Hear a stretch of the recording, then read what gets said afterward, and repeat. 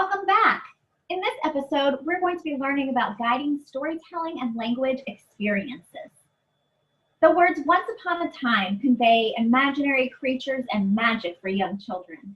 The art of storytelling has delighted millions of children throughout the ages.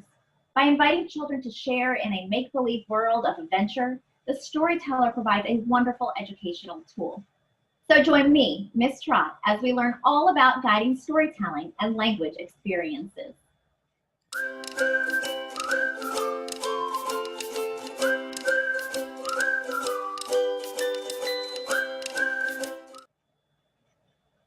Regular storytelling promotes children's cognitive, social, and emotional development.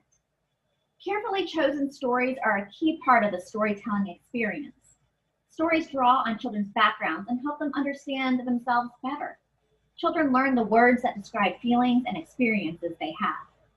Stories also provide models of acceptable behavior and positive relationships. Using children's books to introduce problematic situations is a developmentally appropriate method of guiding children's behaviors. Storytelling helps children learn reading skills. Listening comprehension precedes reading comprehension. So young children need to hear language first to eventually learn to become readers and writers. Storytelling is an important task for early childhood teachers. It involves reciting a story of reading from a book. As an early childhood teacher, you will select books and stories for a variety of children. Books and stories can have a strong emotional impact on children. Always consider the age and developmental level of the children to whom you will be reading the story. You will guide their experiences by selecting children's books and storytelling to children through reading books and other materials. Stories should reflect the children's developmental levels, backgrounds, and experiences. When choosing books for children, consider the content, illustrations, vocabulary, durability, length of book, and avoid stories that reinforce stereotypes.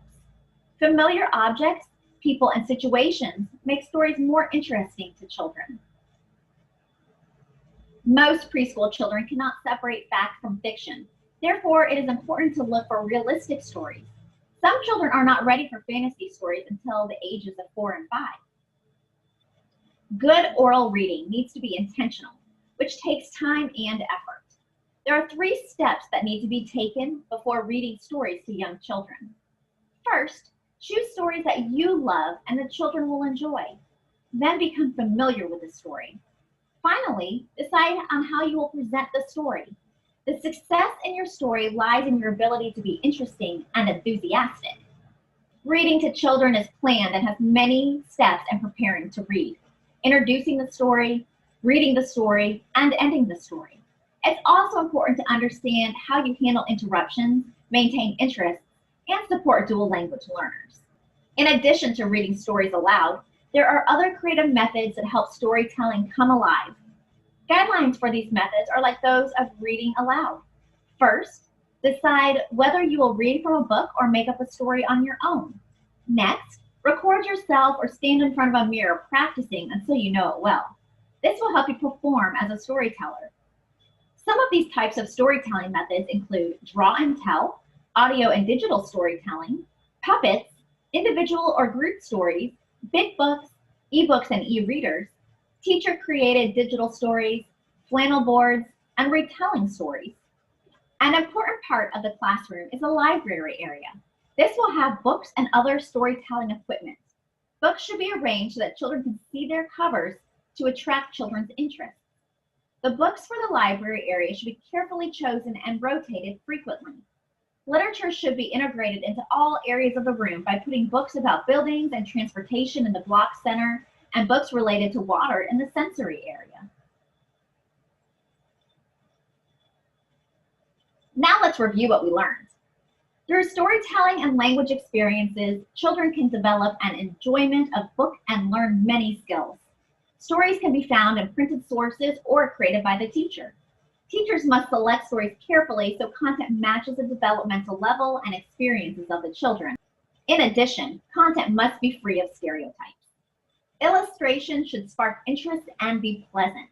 The vocabulary and story length must match the children's skills.